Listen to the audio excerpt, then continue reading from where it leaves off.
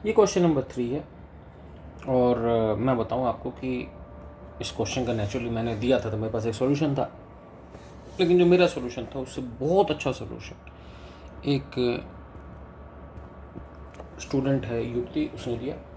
बहुत अच्छा सॉल्यूशन मैं आपको बताऊंगा और इस सॉल्यूशन से आप भी कुछ अच्छी अच्छी चीज़ सीखो। क्वेश्चन है कि मैं आपको समझा देता हूँ कि ये एक नॉर्मल कोई रॉड मान लो, ठीक है, एक बॉक्स मान लो, ये ज़मीन पे लाई कर रही है और ये ज़मीन है आपके नीचे, और इसी को हम ऊपर से देख रहे हैं। तो ऊपर से देखने पे ये जो दोनों पॉइंट है ए और बी, वो ये दोनों पॉइंट यहाँ नज़र आ जाएंगे, ए और बी, ठीक है। और इसको एक साइड से फोर्स लगाना है। साइड से फोर्स लगाने का मतलब अगर इस डायग्राम में देखें तो ऐसा फोर्स है, समझ रहे हो? मतलब ये फोर्स आप ऊपर से देख रहे हो, ये हॉरिजॉन्टल फोर्स है, ये आपने ए को साइड से लगा दिया फोर्स। तो क्वेश्चन है कि ऐसा करने के लिए अगर उस बॉडी को घूमना है ना, तो घुमाने के लिए कम से कम फोर्स क्या लगेगा, ठीक है। तो ध्यान रखना, उसको घुमाना है साइड से, ठीक है ना। मतलब अगर आप इसको धरती मान लो और ये ब्लॉक है तो आपका फोर्स क्रॉस से दिखाएंगे ना, साइड से। तो मैं अपना सॉल्यूशन ना देके वही सॉल्यूशन सीधे दे देता हूँ जो युक्ति माता ने दिया था। तो let's see what's the solution. इसमें सोचने की पहली बात यह है कि जब बॉडी रोटेट करेगी, है ना, तो ज़रूरी नहीं सेंटर के अबाउट रोटेट करे। इनफैक्ट सच ये है कि सेंटर के अबाउट रोटेट करेगी। तो मान लो वो जिस पॉइंट के अबाउट रोटेट करती है, ठीक है, वो ये है। तो हमने यहाँ से फोर्स लगा दी, टॉप व्यू है, और ये जिस पॉइंट के अबाउट रोटेट करती है वो यहाँ से एक्स है, तो यहाँ से L - x है, ठीक है। अब क्या होगा, इस पॉइंट के अबाउट रोटेट करेगी। तो इसमें काफ़ी कुछ समझने का है, ध्यान से देखते रहिए, बने रहिए, बहुत अच्छी चीज़ समझने की, कई सारी चीज़ समझने की। तो ये जब बॉडी रोटेट करेगी तो ये ऐसे रोटेट करेगी एंटी क्लॉकवाइज। तो एंटी क्लॉकवाइज में इस हिस्से पे फ्रिक्शन इधर लगेगा क्योंकि ये हिस्सा ऊपर की तरफ जाएगा, इसको F1 बोल देता हूँ, ठीक है। और ये ऐसे रोटेट करेगी तो ये हिस्सा ऊपर जाएगा, हिस्सा नीचे। तो ये जो हिस्सा है दूसरा वाला L - x, इस पर फ्रिक्शन ऊपर लगेगा, ठीक है। पहली बात समझने की ये होगी, ठीक है भाई। अब यहाँ पे दूसरी बात समझने की सुनिए। अच्छी बात ये है, सारा खेल है मिनिमम फोर्स, ठीक है। कई सारी बातें हैं, ध्यान सुनते। मिनिमम फोर्स का मतलब वो फोर्स जिस पर चलना स्टार्ट हो जाए, चले नहीं, चलना स्टार्ट हो जाए, मतलब it is about to move. क्योंकि अबाउट टू मूव है, इसका मतलब उसमें कोई एक्सेलरेशन है नहीं, उसका सेंटर ऑफ मास रेस्ट पर है, अभी चला नहीं है, चलने की कगार पर है। तो इसका मतलब क्या हुआ, उस पर नेट फोर्स क्या होगा, 0, ठीक है। नेट फोर्स 0 होने का मतलब क्या हुआ बच्चों, नेट फोर्स 0 होने का मतलब ये हुआ कि इस पर ऊपर की तरफ क्या फोर्स है, F और F2। तो इसका मतलब F + F2, ठीक है। F + F2 ऊपर है और नीचे कितना है, F1, ठीक है। तो F + F2 F1 हो जाएगा, या फिर हम लिख सकते हैं कि F जो हो जाएगा वो F1 - F2 हो जाएगा, ठीक है। कोई दिक्कत, सिंपल, F = F1 - F2। चलो भाई आगे चलते हैं। दूसरी अच्छी बात ये भी है, क्या मैं समझा रहा हूँ। दूसरी अच्छी बात ये है कि समझना ध्यान से कि ये उस फोर्स पे घूमेगा नहीं, घूमने की कगार पर हो। तो अगर वो घूमने की कगार पे है तो इसका मतलब वो उसका एंगुलर एक्सेलरेशन है नहीं भाई, वो घूमा नहीं है, वो घूमने की कगार पर है, तो उसका अल्फा भी 0 है, तो टॉर्क 0 हो गया। लो जी सही, किसी बॉडी पे फोर्स भी 0 है, ठीक है, और टॉर्क भी 0 है, ठीक है, तो कोई दिक्कत नहीं।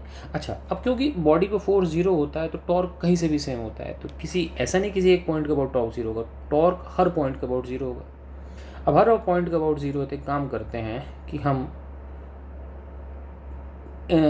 किसी ऐसे पॉइंट का अबाउट लेते हैं जहाँ से एक आध फोर्स कैंसिल हो जाए। तो मेरे को तो यही पॉइंट से एक दिख रहा है क्योंकि अब उनको F पता भी नहीं है, तो हम इस पॉइंट को P बोल देते हैं और P पॉइंट के अबाउट पे टॉर्क कर देते हैं 0। तो let's calculate torque about P, और ये हो जाएगा 0, ठीक है। अब यहाँ पर पहली बात तो ये कि हमारे पास एक इक्वेशन ये होगी, ठीक है, दूसरी होगी टॉर्क 0। अब हम पहले फ्रिक्शन की वैल्यू निकाल लेते हैं एंड सो ऑन। अब देखो भाई, पहले दोनों फ्रिक्शन की वैल्यू निकालते हैं। F1 इस x हिस्से की फ्रिक्शन है, तो ये हो जाएगा म्यू, है ना, x हिस्से का मास होगा m/Lx, ठीक है, तो म्यू mx g/L। और इसी तरीके से जो F2 है वो हो जाएगा म्यू mL - x g/L। ये F1 F2 की वैल्यू होगी आपके पास, ठीक है। चलो भाई आगे चलते हैं। अच्छा, तो फोर्स में तो कोई दिक्कत नहीं, आप इन वैल्यू को रख सकते हैं, ठीक है। तो फोर्स में कोई दिक्कत नहीं, आप इन वैल्यू को रख सकते हैं। तो F की वैल्यू यहाँ से आ जाएगी F1 - F2, तो F1 F2 को माइनस करेंगे तो म्यू mg/L कॉमन आ जाएगा। यहाँ क्या आ जाएगा, x - L - x, तो ये प्लस एक्स हो जाएगा, ठीक है ना, क्योंकि इसको माइनस करोगे तो ये हो जाएगा mu M G by L और ये हो जाएगा 2x माइनस एल, ठीक है। तो ये तो मेरे पास f की वैल्यू आ गई, लेकिन f की वैल्यू तभी निकाल सकते हैं जब हमको x की वैल्यू पता हो, और x की वैल्यू निकालने के लिए हम क्या करेंगे, टॉर्क इक्वेशन यूज़ करेंगे। चलो जी, अब ध्यान रखना कि आपको ये बात छोटी लग रही होगी यार, फोर्स मिनिमम है तो फोर्स को जीरो कर दिया, टॉर्क को जीरो कर दिया, लेकिन ये बहुत बड़ी बात है। अगर आप इसमें टॉर्क को जीरो ना करो ना तो इक्वेशन सीरियसली बहुत लंबी हो जाती है, ठीक है। तो युक्ति माता के सॉल्यूशन से चीज़ें बहुत सेट हो गई हैं, उसने फोर्स और टॉर्क दोनों को जीरो कर दिया। अब हम बात करते हैं कि फ्रिक्शन का टॉर्क कैसे निकालें। वैसे कई लोग बड़े आसानी से कह देते हैं कि सर टॉर्क निकालना है तो फ्रिक्शन को सेंटर मान लो, लेकिन ध्यान रखना कभी भी किसी को सेंटर पर मानने की गलती ऐसे ही मत करना। जैसे आप ध्यान रखना कभी भी mg को सेंटर ऑफ मास पे लगा सकते हैं, ठीक है, इनफैक्ट सेंटर ऑफ ग्रेविटी पे लगाते हैं, लेकिन centre of gravity centre of mass same ही होता है अगर ग्रेविटेशनल फील्ड कॉन्स्टेंट है। इसी तरीके से फ्रिक्शन को कभी सेंटर पर लगाना हो ये बिल्कुल ज़रूरी नहीं है, ठीक है। तो हम एक सिंपल सा केस करते हैं कि फ्रिक्शन कहाँ लगाएंगे। मान लो ये एक पॉइंट है जो कि हिंज्ड, ठीक है, और सपोज ये ऐसे घूम रहा है, तो हम देखते हैं फ्रिक्शन को कहाँ लगाते हैं। तो हम क्या करते हैं, यहाँ से x डिस्टेंस पे एक छोटा सा हिस्सा ले लेते हैं dx, ठीक है, और सपोज ये घूम रहा है तो इस छोटे से हिस्से पे जो फ्रिक्शन होगा ये हॉरिजॉन्टल है ना, हॉरिजॉन्टल ज़मीन पे घूम रहा है, इस छोटे से हिस्से का फ्रिक्शन होगा mu M by L D X G, क्योंकि M by L D X का मास यही होगा फ्रिक्शन, और ये एक्स डिस्टेंस पे है तो इस छोटे से का जो टॉर्क होगा वो हो जाएगा mu M G by L this into X, तो साथ में एक्स डी एक्स आ जाएगा। और टोटल टॉर्क निकालना है तो आप लिख सकते हो mu M G by L, X D X को इंटीग्रेट कर दो, कहाँ से कहाँ तक कर दो बच्चों एक्स डी एक्स को इंटीग्रेट, आप 0 से लेकर मान लो इसकी लेंथ l है, मान लो, तो x का इंटीग्रेशन x स्क्वायर बाई 2 हो जाएगा जो कि l स्क्वायर बाई 2 हो जाएगा, तो mu M G into L by 2 आ जाएगा। अब यहाँ पर आप एक चीज़ समझ सकते हो कि अगर मैं सारा का सारा फ्रिक्शन जो कि म्यू एम जी है उसको सेंटर पर लगा देता तो काम चल जाता, क्योंकि तब भी फ्रिक्शन का torque mu M G into L by 2 आता। तो ऐसे चुपचाप नहीं मानना, पहले देखना है कि ऐसा सत्य है कि नहीं, तो ऐसा सत्य है तो हम आगे चलते हैं, ठीक है। अब दोबारा क्वेश्चन लेते हैं, आगे से टॉर्क वाला केस करते हैं। तो हमारे पास ये रॉड थी और मैं दोबारा डायग्राम ऊपर से देख के ले आता हूँ। तो लो जी, मैं पूरा डायग्राम ऊपर से ले आया। अब हमने पी के अबाउट टॉर्क को ज़ीरो करना है, कर देते भैया, पी के अबाउट टॉर्क को कर देते हैं ज़ीरो। चलो भाई, तो फ्रिक्शन का टॉर्क कितना आएगा, F1 इंटू ये वाले डिस्टेंस, तो ये यहाँ से लेके यहाँ तक ये पूरा x है, यहाँ से यहाँ तक, तो ये डिस्टेंस रहेगा x बाई 2, ठीक है, और इंटू F2 का टॉर्क। अब F2 ये है, अब ये डिस्टेंस निकालना है यहाँ से यहाँ तक, तो देखो भाई ये डिस्टेंस तो x है, अब ये यहाँ से यहाँ तक जो डिस्टेंस है वो l माइनस एक्स का आधा होगा, क्योंकि l माइनस एक्स तो पूरा, तो उसका टॉर्क हो जाएगा F2 का x plus l minus X by 2, ये आ गया 2l minus 2x plus l minus X by 2, ये हो गया मेरे पास x प्लस l बाई 2, ठीक है, तो ये हो गया x प्लस l बाई 2, ठीक है, हो गया मेरे पास। अब यहाँ से 2 से 2 काट दिया मैंने, ठीक है। अब वैल्यू रख देते हैं, F1 कितना है, म्यू एम जी एक्स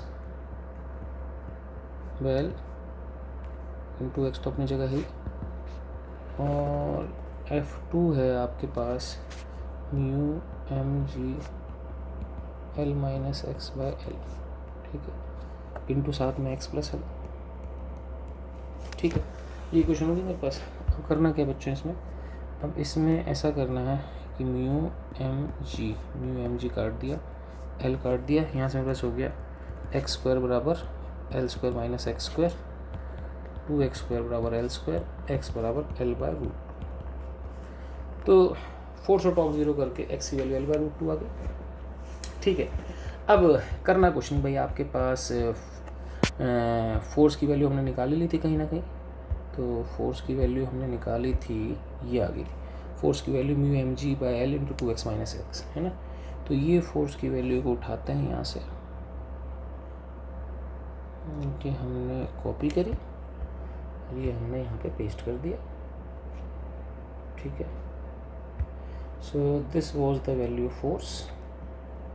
अब कुछ नहीं करना, इस फोर्स की वैल्यू में आपको बेसिकली x की वैल्यू रखनी है, तो mu M G by L into 2x की जगह L/√2 माइनस L, ठीक है। तो ये हो गया μmg, है ना, इंटू √2 - 1। तो ये क्वेश्चन सॉल्व हो गया। हो सकता है आपको बहुत अच्छा लगा हो और इसमें बहुत कुछ सीखने का हो, बहुत कुछ सीखने का है, चाहे तो एक बार दोबारा देख लीजिए। और बहुत अच्छा सॉल्यूशन दिया है युक्ति माता ने। ठीक है, ओके बच्चों, बाय।